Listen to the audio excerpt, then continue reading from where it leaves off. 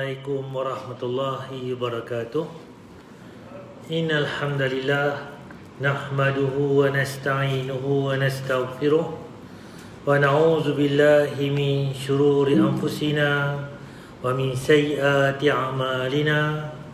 May yahdihillahu fala mudhillalah wa may yudlil fala hadiyalah. Asyhadu an la ilaha illallah wahdahu la syarikalah wa asyhadu anna Muhammadan abduhu wa rasuluh. Amma ba'd. Yang saya hormati Tuan Imam Bersama Kuasa Masjid Muhammadi Sungai Adam Jawi Perlis, tuan-tuan puan-puan Allah sekalian, pertama sekali marilah sama-sama kita manjatkan rasa syukur kita kepada Allah Subhanahu Wa Taala kerana limpah kurnianya, dengan rahmatnya dia beri masa kepada kita, dia beri tenaga, dia beri kesihatan, dia kesempatan pada malam ini dapat sama-sama kita hadir untuk sama-sama kita solat maghrib berjemaah dan dapat sama-sama kita sambung kuliah mingguan kita. Untuk tuan-tuan, hari ini 18 Januari bersamaan dengan 5 Jamadil Akhir, dan hari ini tajuk kita ni kita masuk sambungan masih dalam bab jenazah ni, iaitu larangan wanita ihdad berkabung atas kematian. Macam mana orang perempuan ni bila meninggal saja, ahli keluarga dia, suami adik-beradik dia sebagainya, Nabi larang berkabung atas kematian. Nama berkabung ni macam pelik sikit lah, sebab berkabung ni amal-amal agama lain berkabung, tapi Islam kita ni dia bukan berkabung. Orang panggil dia aidah, tuan-tuan. Kalau suami meninggal, berapa lama perempuan tu, wanita itu dia kena dalam aidah tu. Kalau meninggal ayah ke, abang, kakak ke, mak ke, berapa hari ada Islam ajak, tuan. Kalau keluarga pula berapa hari, kalau mai suami berapa hari. Kita tengok sekali apakah dalil tentang hujah tajuk kita hari ini. Sebelum saya nak pergi ke tajuk kita hari ini, kita akan tengok sikit, tuan-tuan, berkaitan dengan satu benda, tuan. Hati-hati menukilkan berita. Nukil ni apa dia? Kita ambil berita tu, kena berhati-hati. Tak semua berita ni betul, dan tak semua berita ni bohong. Ada yang betul, ada yang tak betul, tuan, dan palsu, tuan. Jadi macam mana tata cara kita ni, Islam ajak tata cara kita nak tengok saring tentang berita ni, tuan.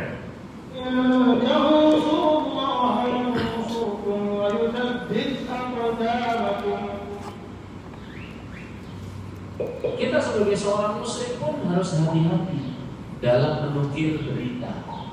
Salah sedikit dalam menukil berita, kita sudah layak untuk digelari pendusta.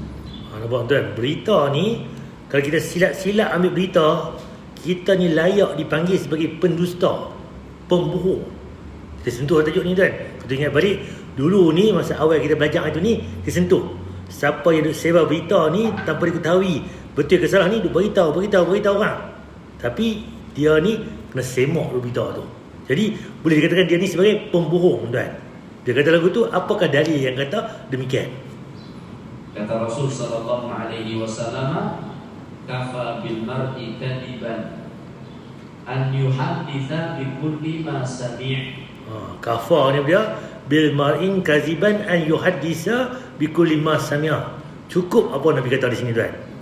Cukuplah seorang dikatakan sebagai seorang pendusta dikarenakan dia menceritakan setiap yang dia dengar.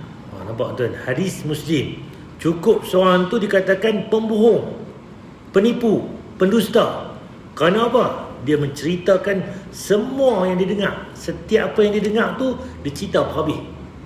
Kena berhati-hati, tuan. Sebab apa? Zaman kita lagi mencabar, tuan. Kita mungkin tak dengar cerita. Ni handset kita, WhatsApp ni, mail lalu kita ni, satu berita. Lepas tu ada apa pula? Telegram, tak kira lagi. Facebook lagi, kan? Kemudian berita lagi, macam-macam lah. Sembang-sembang lagi. Semua tuan-tuan dengar boleh, tapi jangan kita cerita semua yang kita dengar. Kalau tuan-tuan buat lagu tu, kita dikatakan pendusta ataupun pembohong, tuan. Yang namanya yang didengar seseorang itu kan ada yang benar, ada yang tidak benar, ada yang berita yang kita dengar tu mungkin benar dan mungkin salah. Tak semua tu betul, tuan. Jujur ada yang tidak jujur. Nampak? Dia masuk habis, bagus, tuan. Main daripada sana, Twitter, main Instagram, main WhatsApp, ni main Facebook. campur, masuk, rabuk habis berita tuan. Tapi semua yang dia dengar disampaikan. Sehingga dia pun terkadang menyampaikan berita dusta. Maka cukup orang-orang yang semacam ini yang tidak pilah-pilah dalam berita. Nampak tuan? Mai semua berita tadi campur go, betul ke palsu ke apakah, kita habaq orang. Bukan saya kata pun, saya turun sampai. Bukan saya reka pun, ni depa kata. Jangan tuan. Sebab kita tak kata tu dah, kita kena cek balik. Kalau kita kata, kita bertanggungjawab. Kita fitnah orang ke, kita bohong ke apa, itu berita kita. Kita dipertanggungjawabkan. Tapi kalau kita sampai berita yang atas-atas ni, kena semak balik tuan. Contoh hari ni tak apalah, KKM tu keluar berita, boleh 16 ni kes COVID. Hari tu kemarin 14. Orang mana? Orang Padang Pauh. Saya pun tuan, masjid saya Padang Pauh tuan. Dia dah masjid kawasan kita ni Padang Pauh. Kan, orang masjid buka tutup ni. Dia cek balik, rupanya kampung dia tu Jalan Santan. Dekat dengan Santan tuan. Tapi bila cok balik peta tu, ni mungkin Padang Pauh besar tuan. Nampak tuan. Kita pun dia dah jenuh kita ni nak jawab ni.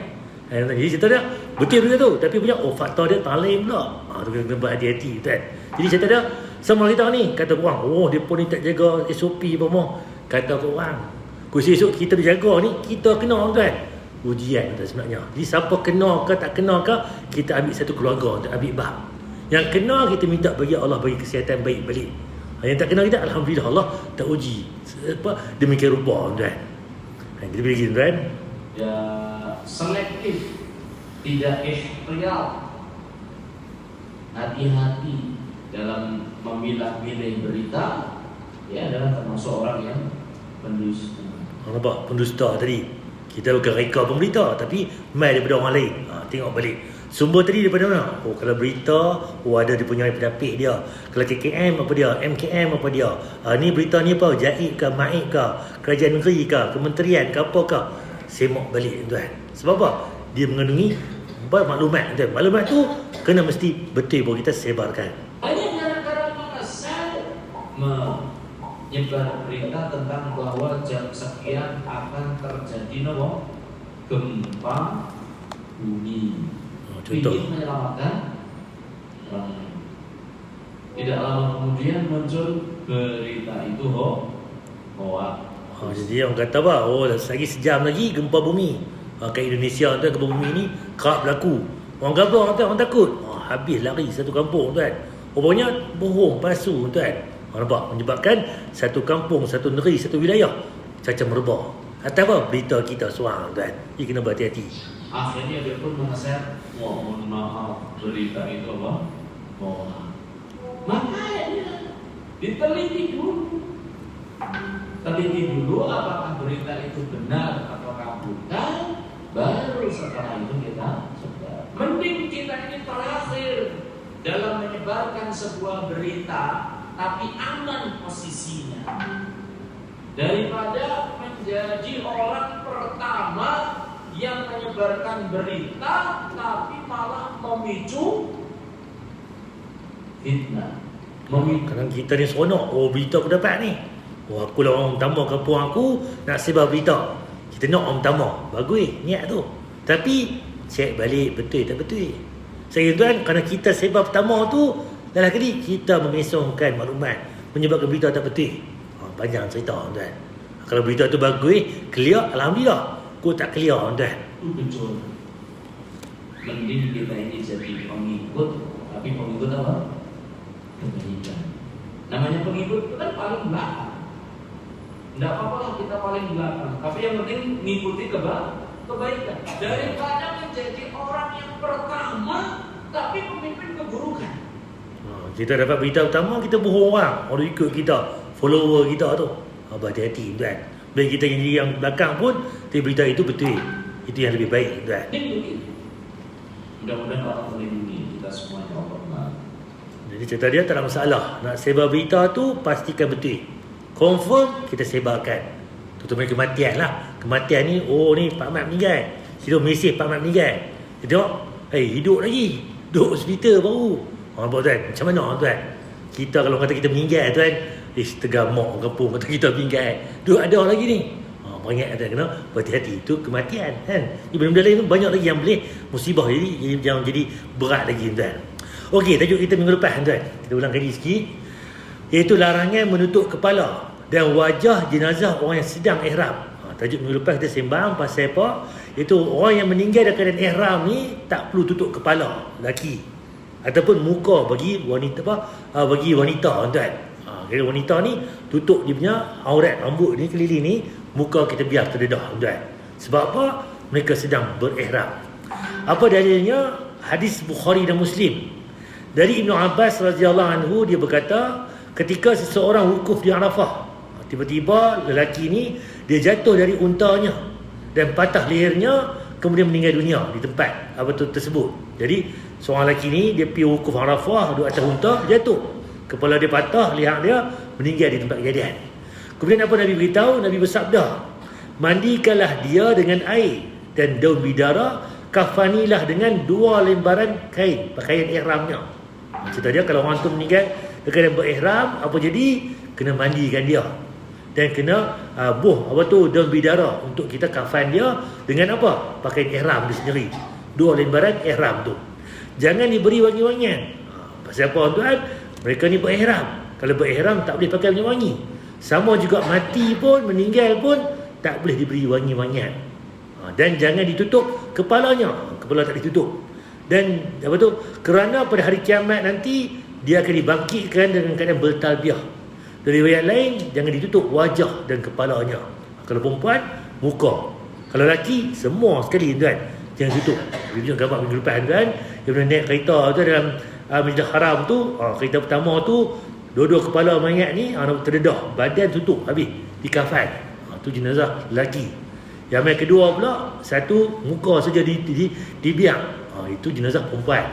Main tepi dia pula, kelumbung habis, dikafan semua. Itu orang yang mana dah habis ihram, ataupun dia tu orang penduduk Mekah sendiri. Kita boleh beza kan, siapa yang mati kena ihram. Pasal apa mereka ni tak ditutup kepala dan muka ni? Sebab mereka ni dibangkitkan nanti dalam keadaan bertalbiah. Talbiah macam mana tuan? Ni tuan, talbiah. Labbaik Allahumma labbaik, labbaik la syarika lak labbaik, innal hamda wan ni'mata lak wal mulk la syarika lak. Hari kiamat nanti mereka yang mati dekat keadaan ihram ni, mereka akan dibangkitkan dengan talbiah, labbaik Allahumma labbaik sampai habis tuan. Jadi mereka ni dalam keadaan berihram. Jadi mereka ni keadaan berhaji. Itu jawapannya. Ustaz, mereka ni masuk syurga kah? Ke neraka kah? Wallahualam, Nabi tak abang pun. Jadi ciri-ciri syurga tu ada. Mesti masuk syurga? Wallahualam. Tapi ciri-ciri ahli syurga tu ada tuan.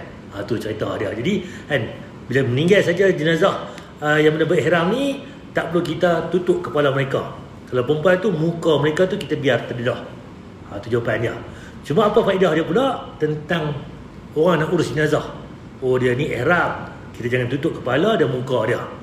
Kalau kita pula sebagai waris, anak ke ayah ni meninggal ni, mak meninggal itu ni macam mana ni? Dia kena ihram ke tak ihram? Tengok balik. Dia ni meninggal kena ihram, tapi tak habis hidup ke ihram. Kita tahu dah, tak perlu kita upah haji dah dekat mak ayah kita tu. Mak ayah kita tu sebab apa? Dia kena berihram, dia kena berhaji. Kecuali ayah ni meninggal macam mana? Dia ni tunggu terbang tu, meninggal kat airport, tak ada pakai ihram apa pun. Sekejap lagi baru nak pergi Bir Ali, tempat miqat tu. Kalau lagu tu, dia tak ada berhaji lagi, tak ada berihram lagi. Kita kena upah haji untuk dia, sebab dia tak selesai lagi urusan haji. Walaupun ihram tadi pun tak habis sempurna lagi, tapi dikira dia keadaan berhaji, sedang berhaji tuan. Itu dia punya faedah daripada tamana dia meninggal tu. Lepas miqat ke, pakai ihram tamana ke sebenarnya, dalam ihram dikira sedang berhaji. Sebab apa? Bangkit akhirat nanti mereka akan ditalbiahkan dalam keadaan berhaji jadi tuan. Okey, kita pergi tuan-tuan. Ni yang kedua tuan. Kerja jangan asal kerja. Kerja tapi jangan kata dah kerja. Contoh, apa cerita tentang statement ni tuan-tuan?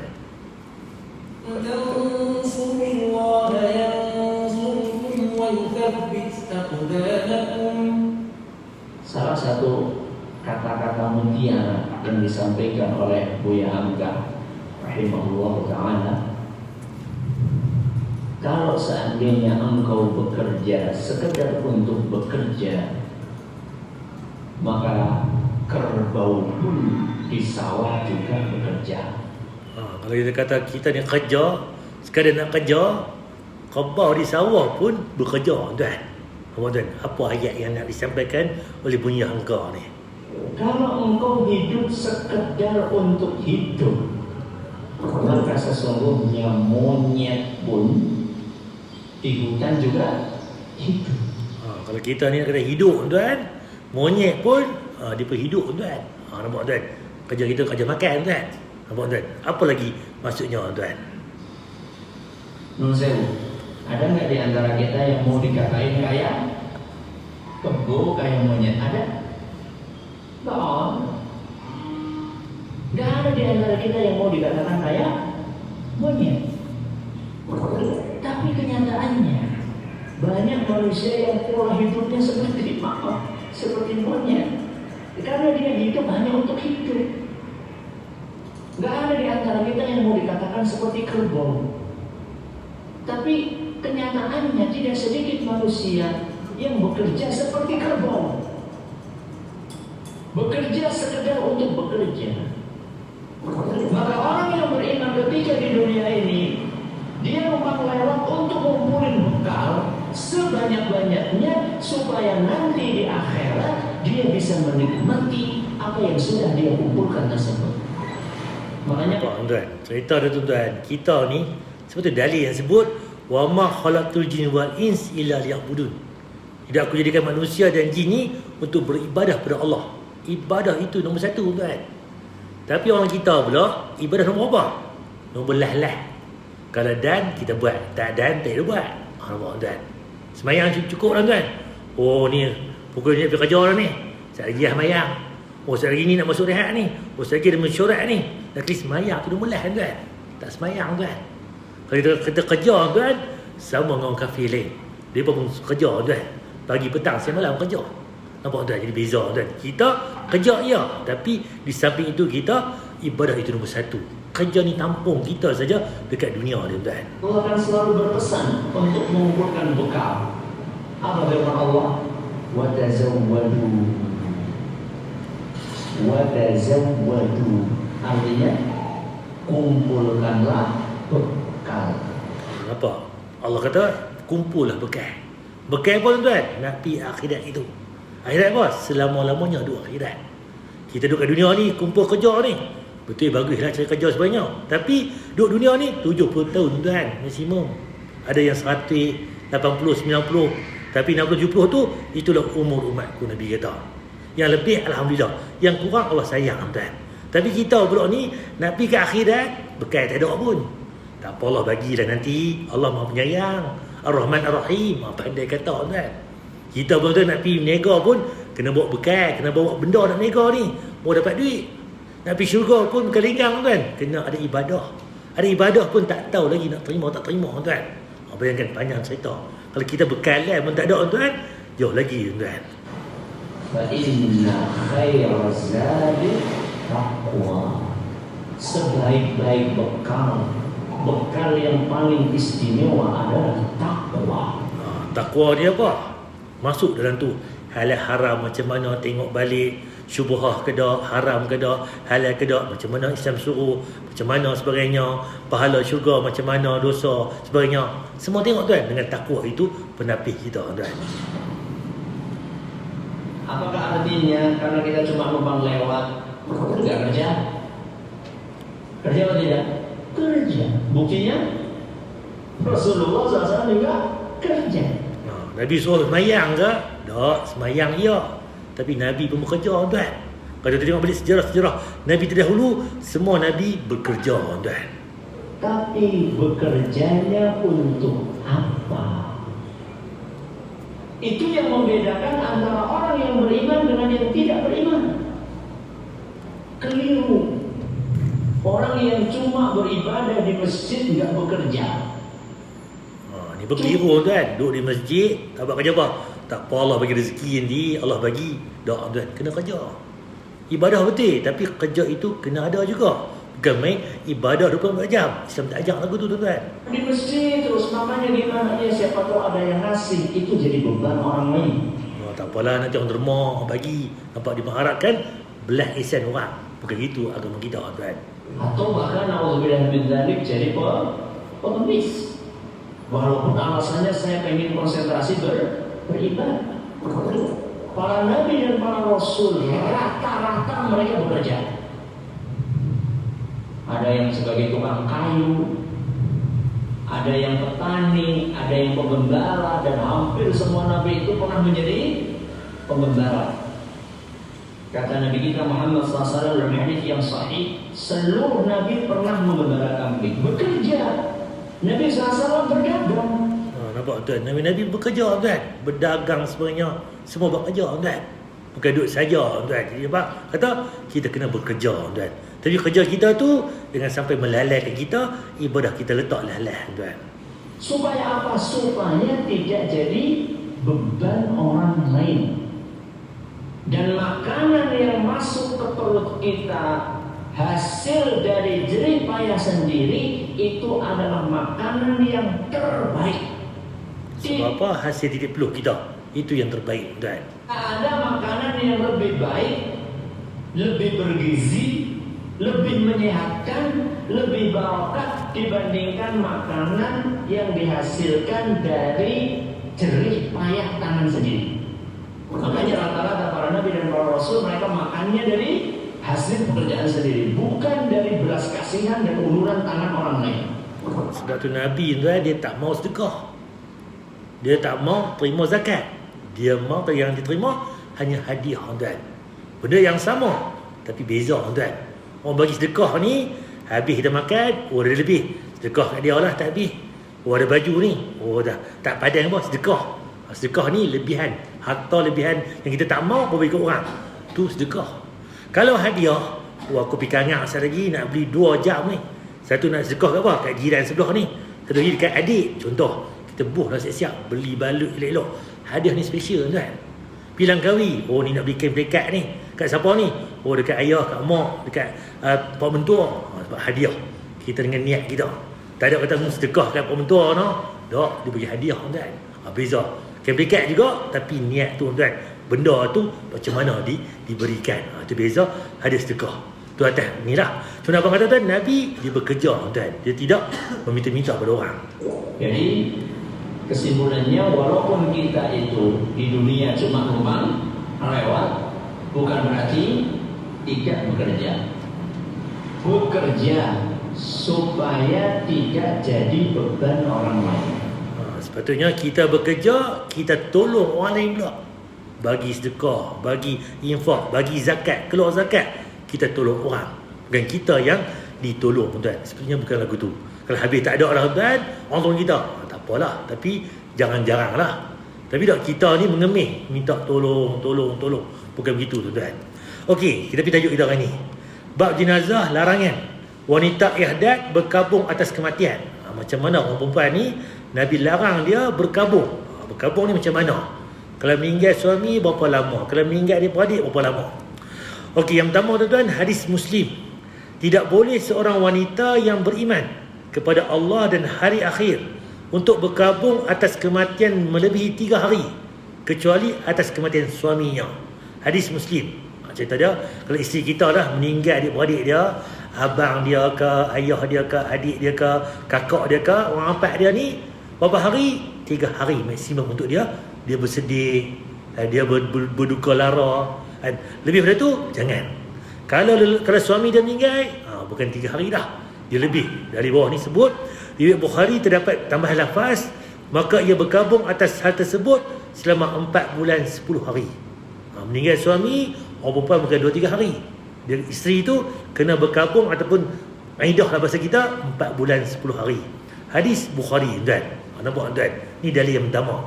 Kalau yang lain-lain tu 3 hari maksimum. Kalau suami dia bukan 3 hari dah, dia mesti 4 bulan 10 hari. Ni dalil pertama. Kita pergi dalil yang kedua tuan. Makna berkabung dalam Islam. Apa maksud berkabung ni? Berkabung dalam bahasa Arabnya adalah dalam al-hadad. Itu maknanya tidak mengenakan perhiasan baik berupa pakaian yang menarik, minyak wangi atau lainnya yang dapat menarik orang lain untuk menikahnya. Cerita dia tak bolehlah orang panggil apa tu janda berhias bahasa kita lah ni. Kan? Jadi dia pakaian dia pun pakaian biasa, tak ada minyak wangi sebagainya. Apa? Untuk tarik orang menikah dia. Sebab apa? Dia tadi tu kalau meninggal suami, dia kena 40 hari, 4 bulan 10 hari. Pendapat lain menyatakan al-haddad adalah sikap wanita yang tidak mengenakan segala sesuatu yang dapat menarik orang lain untuk menikahnya, seperti minyak wangi, celak mata, pakaian yang menarik, dan tidak keluar rumah tanpa keperluan mendesak setelah kematian suaminya. Nampak tak tu dia punya istilah berkabung tadi. Ini yang pertama. Okey, kita tengok pula berapa jenis berkabung ni. Kita rujuk balik. Al-haddad terbahagi menjadi 2. Pertama, berkabung dari kematian suami selama 4 bulan 10 hari. Kalau meninggal itu suami dia kena berkabung tadi 4 bulan 10 hari. Itu tempoh dia. Kita tengok pula. Kedua pula, berkabung dari kematian salah satu anggota keluarganya selain suami selama 3 hari. Itu Islam bagi kalau selain pada suami 3 hari. Apa dalilnya? Rasulullah SAW bersabda, tidak boleh seorang wanita yang beriman kepada Allah dan hari akhir untuk berkabung atas kematian melebihi 3 hari kecuali atas kematian suaminya. Kalau kita tengok dia meninggal abang, meninggal kakak, meninggal mak, meninggal ayah, kita bagilah masa kan untuk dia tenangkan diri, adik-beradik rapat kan, dulu kecil-kecil sebagainya kan, atau mak ayah sebagainya yang disayangi kan, 3 hari tu kan. Itu. Kemudian dalam riwayat Bukhari tambahan pula, maka ia berkabung atas hal tersebut selama 4 bulan 10 hari. Kalau suami 4 bulan 10 hari. Itu beza dia. Ini yang pertama apa? Kita bincang. Okey, hukum berkabung atas kematian suami. Macam mana pula? Iaitu ulama ahli sunnah sepakat kecuali Al-Hasan Al-Basri. Semua ulama disebut benda yang sama kecuali Hasan Al-Basri, Al-Hakam bin Utaibah dan Asy-Sya'bi menyatakan bahawa hukum berkabung dari kematian suami selama 4 bulan 10 hari adalah wajib. Ulama lain sepakat kata kalau meninggal saja suami, si isteri kena berkabung 4 bulan 10 hari. Allah berfirman, dia pegang apa dalil ni? Al-Baqarah 234. Orang-orang yang meninggal dunia di antaramu dengan meninggalkan isteri-isteri, hendaklah para isteri itu menangguhkan dirinya beriddah. Ini bahasa tempoh berkabung tadi nama iddah. 4 bulan 10 hari. Kemudian apabila telah habis masa iddahnya, maka tidak ada dosa bagimu para wali, kalau dia ni isteri, pak menakan dia dan sebagainya, membiarkan mereka membuat terhadap diri mereka menurut yang patut. Dia nak berhias ke apakah, Allah mengetahui apa yang kamu perbuat. Al-Baqarah 234. Dia orang perempuan ni kalau meninggal suami 4 bulan 10 hari. Dari ni yang diambil. Kemudian selepas cukup 4 bulan 10 hari, kalau dia nak berlawa ke, nak berhias ke apakah, itu hak dia dah. Tak boleh larang pula. Ni galak pakai baju comel-comel pula ni. Pantang habis 4 bulan 10 hari. Kita kata dia galak tuan. Tak tuan. Kalau ikut kita lagi galak tuan. Isteri meninggal tadi yang sah, malam lepas maghrib kita boleh kahwin lagi. Tuan. Siapa galak lagi? Kalau dia kata galak lah, miang apa tu nak aku ni meninggal suami cukup 40 hari 40 malam 4 bulan 10 hari nak kahwin dan dia kata kat dia tuan, tak lelaki tuan meninggal tadi lah boleh kahwin dah. Itu hak lelaki. Hak perempuan pun sama juga. 4 bulan 10 hari cukup iddah habis, dia boleh kahwin tuan. Nampak nikah pertama tuan. Al-Baqarah 234. Kita pergi lagi. Dari Zainab bintu Salamah, Abu Salamah, dia berkata, aku telah mendengar Ummu Salamah berkata, seorang wanita datang menemui Rasulullah SAW berkata, wahai Rasulullah, sesungguhnya putriku ditinggalkan suaminya dan ia mengeluh sakit pada matanya. Suami dia meninggal, dia sakit mata. Apakah ia boleh mengenakan celak mata? Sebab Arab ni bila sakit mata, buah celak mata, dia ubat sakit mata tuan. Itu bagi orang Arab dah. Lalu Rasulullah SAW menjawab tidak, sebanyak 2 atau 3 kali. Semuanya dengan kata tidak. Kemudian Rasulullah SAW berkata itu harus 4 bulan 10 hari. Dan dahulu salah seorang daripada kalian pada zaman jahiliah membuang kotoran binatang pada akhir tahun. Hadis Bukhari. Nampak kata Islam ni kejam 4 bulan 10 hari baru boleh kahwin lagi. Sebelum Islam, zaman jahiliah, kata meninggal saja suami dia kena tunggu akhir tahun tu. baru boleh kahwin tuan. Bayangkan tempoh lebih lama lagi. Kalau kita ni 12 bulan tuan, tu jahiliah. Zaman jahiliah dulu 1 tahun, hujung tahun tu baru dia boleh kahwin lagi. Islam kita 4 bulan 10 hari. Nampak tak? Jadi beza kita perpendekkan. Hadis Bukhari itu pun ada sebab tuan. Kita pergi lagi. Dari yang seterusnya, tidak boleh seorang wanita yang beriman kepada Allah dan hari akhir untuk berkabung atas kematian melebihi 3 hari kecuali atas kematian suaminya. Hadis Muslim. Dari para kata ulama dalam hal ini disebut Ibnu Qudamah wafat tahun 620 Hijrah menyatakan, kami tidak mengetahui perbezaan pendapat di antara para ulama tentang kewajipan al-hadad tadi, berkabung atas wanita yang suaminya meninggal kecuali al-hasad. Beliau menyatakan tidak wajib. Dia pun heran pasal apa Hasan kata tak wajib. Namun pendapat ini adalah pendapat yang syaz. Syaz ni yang aneh, pelik. Pendapat para ulama dan mengisi sunnah sehingga pendapat tersebut tidak dipegang. Itu pendapat Hasan Al-Banna tadi. Ini Al-Mu'ni kitab Ibnu Qudamah. Ibnu Qayyim tak kata umat telah berijma' bersepakat tentang kewajipan al-ahdad tadi bagi wanita yang ditinggalkan mati suaminya, kecuali yang diriwayatkan oleh Al-Hasan dan Al-Hakam dan bin Utaibah. Nampak? Mereka dua ni agak pelik pendian.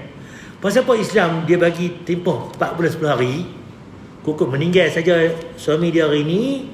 Padahal kalau ikut Hasan dan sebagainya tadi ni, boleh kahwin dah lepas tu.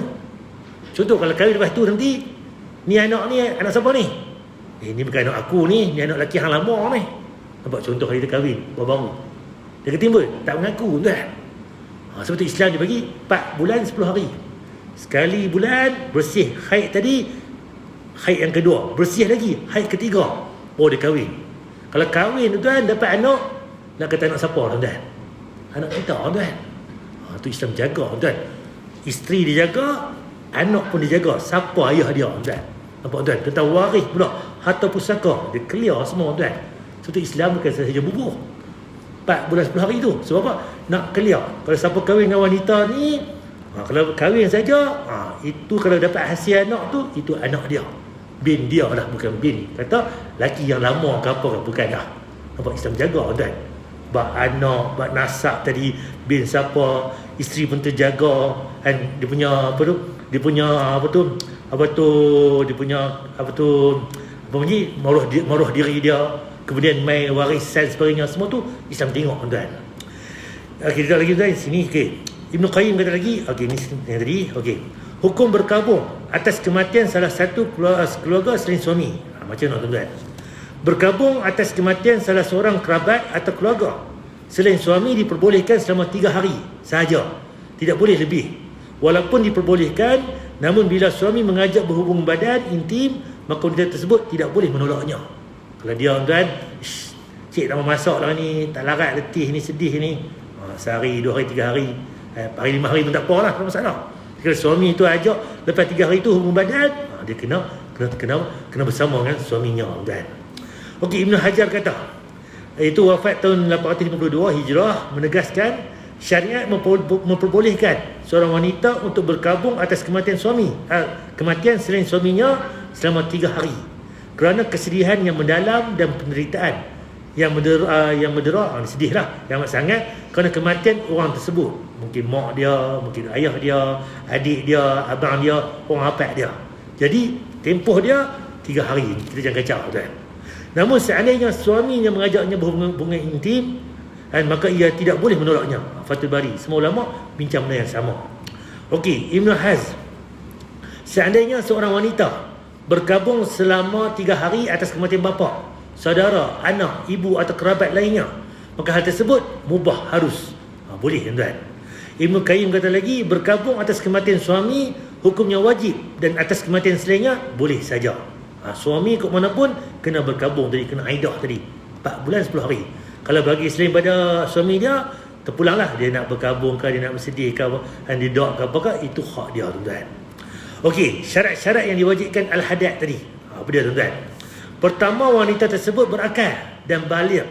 Para ulama telah bersepakat bahawa wanita yang baligh dan berakal diwajibkan melalui masa al-hadad tadi. Namun mereka yang masih bersisih pendapat tentang wanita yang belum memasuki masa baligh ataupun gila, tak waras, pendapat yang rajih, yang kuat adalah pendapat majoriti ulama yang mewajibkannya tentang umur ataupun keadaan wanita tersebut. Yang kedua pula, beragama Islam. Syarat ini juga telah disepakati para ulama. Perbezaan pendapat terjadi pada wanita ahli kitab. Apakah dikenakan kewajiban ini atau tidak? Ahli kitab ni yang mana apa tu pendeta kitab ni. Pendapat yang rajih adalah pendapat majoriti ulama yang menyatakan hal itu diwajibkan atas wanita ahli kitab yang menikah dengan muslim lalu meninggal suaminya meninggal dunia pun sama juga. Ketiga, menikah dengan akad yang sahih. Mestilah tuan-tuan. Okey. Masa waktu berkabung dan cara menghitung harinya. Macam mana waktu berkabung ni? Masa berkabung bagi wanita adalah 4 bulan 10 hari. Ini berlaku pada semua wanita kecuali yang hamil. Kalau berhamil pula wanita tu, lain masa dia. Wanita hamil yang ditinggalkan suaminya berkabung sampai melahirkan anak. Ustaz, dia ni baru mengandung baru 2 bulan. Jadi nak pergi beranak tu 9 bulan kan, lebih kurang 7 bulan dia berkabung kan. Kalau dia tak mengandung apa, 4 bulan saja. Kalau dia mengandung lagi tak beranak baby tu, lagi itulah dia kena berkabung kan. Itu dia punya beza dia. Sebab apa di dalil dia? Allah Ta'ala berfirman, dan wanita-wanita yang hamil, waktu iddah mereka itu ialah sampai mereka melahirkan kandungannya.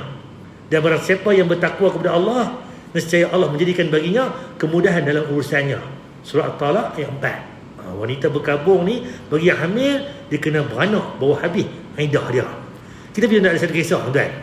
Hadis Subai'ah yang berbunyi, Umar bin Abdullah bin Al-Aqam Az-Zuhri menulis surat kepada Abdullah bin Utbah, memberitahukan kepadanya bahawa Subai'ah telah menceritakan kepadanya bahawa ia Subai'ah adalah isteri Sa'ad bin Khawlah yang berasal dari Bani Amir bin Luay, dan dia ini termasuk orang yang ikut perang Badar.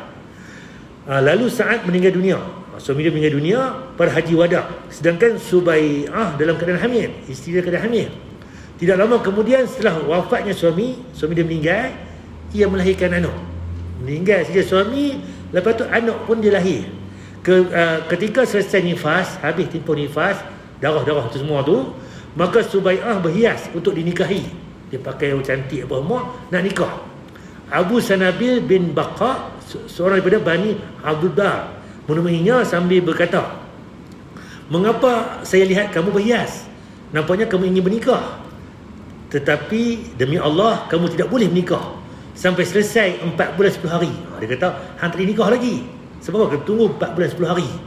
Maka aku, dia kata, Subai'ah pun berkata, ketika ia berbicara demikian kepadaku, maka aku memakai pakaianku pada petang hari, lalu aku datang jumpa Nabi. Jumpa Nabi, dia tanya, ada sebut.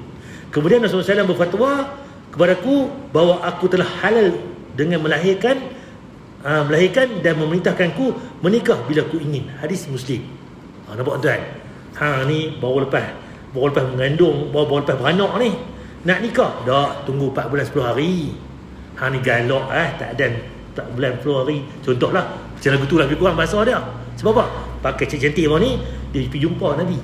Sebab dari tadi, kalau mengandung saja wanita yang mana mati suami ni sampai lahir anak, ikut nasib dia lah. Dengan mengandung tu dah 8 bulan dah, tak pun dah 9 bulan dah, meninggal suami dia semalam contohnya, habis darah nifas tuan, dia boleh menikah tuan. Nampak tuan? Kalau kita kata lah, ni galak nak nikah lain, kita lagi galak tuan. Meninggal saja isteri tadi ni, cari lain dah malam. Tapi tak buat lagu tu kan, kejam sungguh tuan. Dia timbang taruh lah, hak tu boleh. Kalau ada orang nak buat lagu tu pun memang hak dia boleh nikah. Sebab apa? Kalau ada pun boleh cari 2, 3, tambah lagi meninggal kan. Tu cerita dia. Islam dia ada atok tuan. Perempuan apa laluan dia, lelaki macam mana pula sebagainya, semua tu ada tuan. Semuanya semuanya adil tuan. Dan nikah tu seronok nikah ni. Tapi pick up balik tuan. Dulu ada mak mentua seorang, ni mak mentua 2 orang. Dulu ada ayah seorang, ada ayah 2 orang, 3 orang pula. Ayah betul. Bini pertama, bini kedua. Tuan, panjang cerita tuan. Buat kata adik dia ada 5 orang lagi, ini 10 orang pula. Kita nikah bukan isteri saja, nikahkan keluarga tuan. Nampak tuan, bukan kita nak gempak ustaz ni nikah banyak ni. Dah, kalau tuan nak nikah silakan rezeki tuan-tuan. Tapi tanggungjawab tu kena tengoklah, bagi betul clear. Sebab apa? Kalau tuan-tuan buat silap, orang nak nikah betul nanti panjang cerita dia. Islam dia agama yang adil. Buatlah tuan-tuan, tak ada masalah. Gunakan peluang yang ada ni tapi ikut apa yang Islam bawa tuan-tuan. Tu jalan dia tuan-tuan, tak ada masalah. Kita nak tanya tuan untuk tajuk ni tentang dalil tadi. Jadi orang wanita yang mana meninggal suami dia 4 bulan 10 hari. Kalau dia mengandung sampai beranak anak dia tu dia boleh nikah dah. Tapi bagi ahli keluarga dia meninggal, abang ke kakak ke adik ke apa, 3 hari untuk dia berkabung tadi. Idah dia pasal idah kita hari. Idah untuk perempuan suami dia 4 bulan 10 hari. Dan ni tajuk untuk minggu ni. InsyaAllah minggu depan kita akan sambung tajuk baru berkaitan dengan ni tuan. Larangan keras niyahah meratap kematian. Macam mana pula cerita minggu depan ni kita meratap kematian. Meninggal saja abang, kakak, anak ke mak ke tu dia pergi meratap ni. Pukul dinding, tarik rambut sebagainya. Macam mana cerita dia meratap ni. Menangis ya, kita ni sedih. Pakai Nabi pun sedih. Kan cucu dia meninggal sebagainya, anak isteri meninggal sebagainya kan. Tapi macam mana Islam mengajak tata cara dia. Ini tentang niyah untuk minggu depan tuan. Ada tuan nak tanya apa untuk tajuk ni tuan? Masuk dah waktu tuan. 8.38 15 saat tuan. Ada tuan nak tanya tuan? Kenapa saya berhenti dulu dekat ni? Jadi tajuk minggu depan ni tentang niyah. InsyaAllah kenapa saya berhenti dulu. Jadi saya ajak tuan-tuan lah, kita jagalah apa tu PKP kita ni daripada 12 Mac sembahyang berjemaah ni. Lepas tu masa nanti balik pada PKP awal tu 4-5 orang yang memayang tuan. Jagalah polis kita ni insya-Allah. Subhanakallah wa bihamdika asyhadu an la ilaha illa anta astaghfiruka wa atubu ilaik. Assalamualaikum warahmatullahi wabarakatuh.